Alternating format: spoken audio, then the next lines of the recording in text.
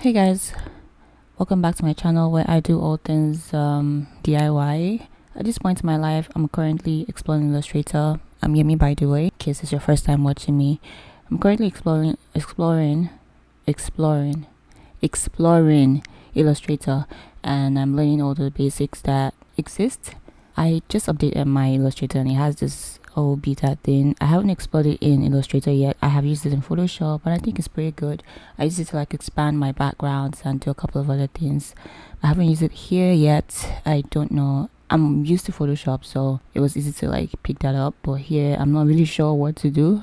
I guess as time goes on, I'll see what other people are doing online with it and figure out what I can do with it or how it can serve me. Anyway, today I know that Valentine's Day is somehow, somewhere around some corner somewhere. So, and I know that people be doing a lot of illustrations with hearts and stuff like that. So today I'll be attempting hearts and exploring the different ways that I can create hearts. I have my 1000 by 1000 PEX selected or loaded here. It's just regular page, CMYK as usual, 300 DPI as usual.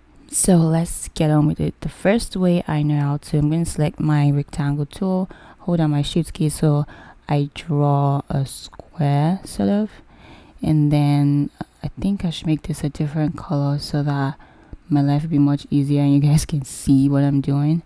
So to do that, I'm going to just change this color to, I don't know, let's use the red that we're going to use eventually. It's supposed to be red heart, so this will be red. And then I'm going to go back. I'm going to go back and select the ellipse, and then I'm going to hold down my shift key again. So from here, draw one that kind of just sits in there. So good, I think that's good. And then I'm going to grab this selection tool and select everything. Try later, please. Just move it down here so that I can really show you guys what I'm doing. I'm gonna grab this guy and Ctrl C, Ctrl F, basically bring to front. One of them is going to go up. I don't know if I'm the only one that experiences this thing with smart guides. I turned my smart guides on and for some reason it's like it's doing the opposite of what I needed to do. So basically I drag that one up and I drag this other one this way, so they kind of they get to intersect or be at the center, and this one too. Can you be where I need you to be? So they get to intersect nicely, create this nice round sides. And I'm going to grab my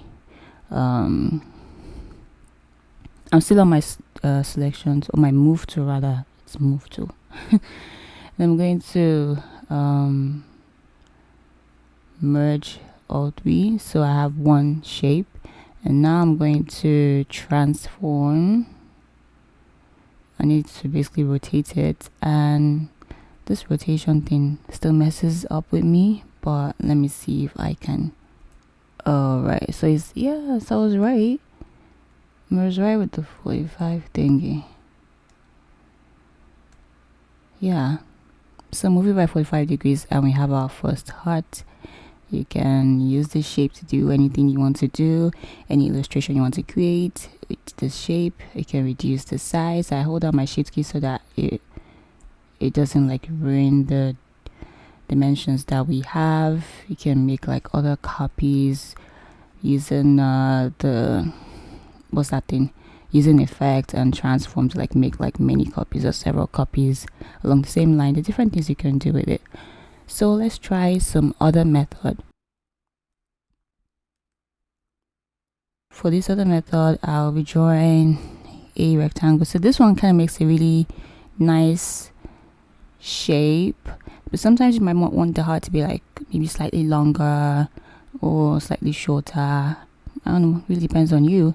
And this time around, I'm not holding down my shift key. I'm just making a random rectangle, nothing no special dimensions. Okay, after creating this shape, I'm just going to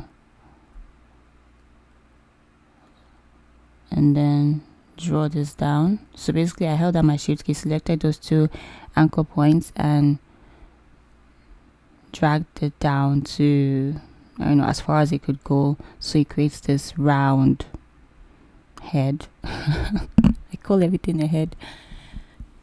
Here's this round shape, and on the top, so selecting and holding down the shift key on those anchor points just ensures that it's just those two anchor points that are affected, and these ones at the bottom are not affected. Now that I have done that, I'm going to, well, play with the reflect again. So I'm going to select this and transform. I'm trying to rotate and reflect at the same time. So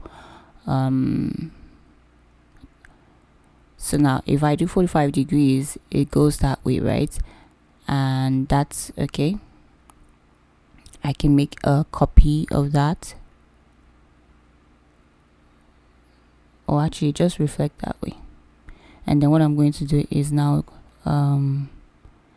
transform again and then reflect, because I want it to appear on the other side. So I'm going to reflect vertically, so it kind of appears on the other side, and I want it to be a copy, so it to be two guys that are kind of intersecting. So now there are two guys. Now I'm just going to grab this guy and basically put it in sync with this one. Okay, so they're in sync, and this heart is slightly different from the one that we had before.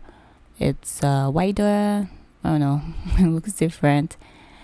I'm just going to grab this everything with my move tool, and like I did before, go into my part finder section and merge, as I've been doing. And we have a different kind of heart, so I can adjust without holding down the shift key, so it's not adjusting based on how the dimensions currently are. It's not scaling it. I can just move this, or move this one this way, you know, maybe move this one this way, or move it down. It really depends on what you want to do.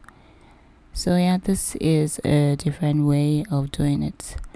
The third way is something like that I've been struggling for the past God knows how many weeks. The pen tool can be such a mess. Anyway, this is the third way that I am aware of. So I'm trying to create half of it, so I would end up reflecting. So this way, and then this way. There's no like proper angle to it, to be honest. And then I just drag. Okay, for some reason it's making me feel like my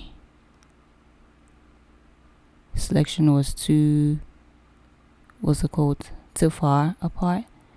And then because I want it to now be a straight point again, I'm just going to go back to where I'm coming from and then click on this, right?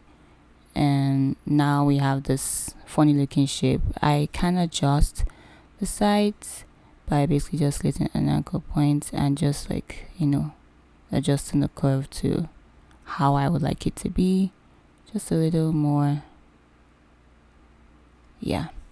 And then back here we have this shape right now, and I'm just going to transform again. I'm going to reflect, and I'm going to reflect vertically, so it, you know, just flips to the other side and make a copy. Oh, why does it look funny?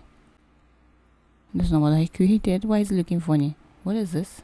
I don't know what just happened, but I'm going to grab what I did again, transform again, and reflect, yeah, vertical, and make a copy.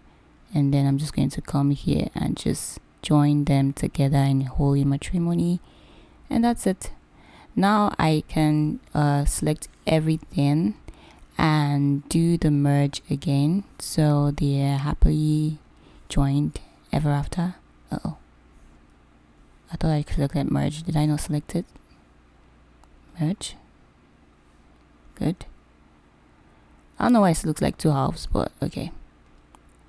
Now I'm just going to, you know, reduce it or increase it, you know, depending on what I want.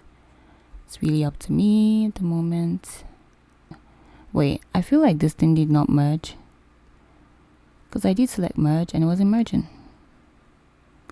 Let's try that merging process again. Boy, it did merge. So I think it wasn't close enough. yeah, there's a tiny space in between, and that's making it to do that rubbish it's doing. So I'm going to, can I unmerge that? I can divide, I think. What do you mean? I should be able to divide. No. How do I undo a merge? Never had to do that.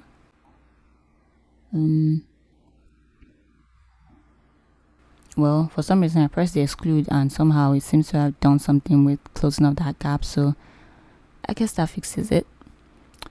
So that's something to note for another day. You can use the exclude button to fix, space or gap between two objects that you're trying to merge that did not merge perfectly. So I'm going to use let me see, what tool? The pen tool again.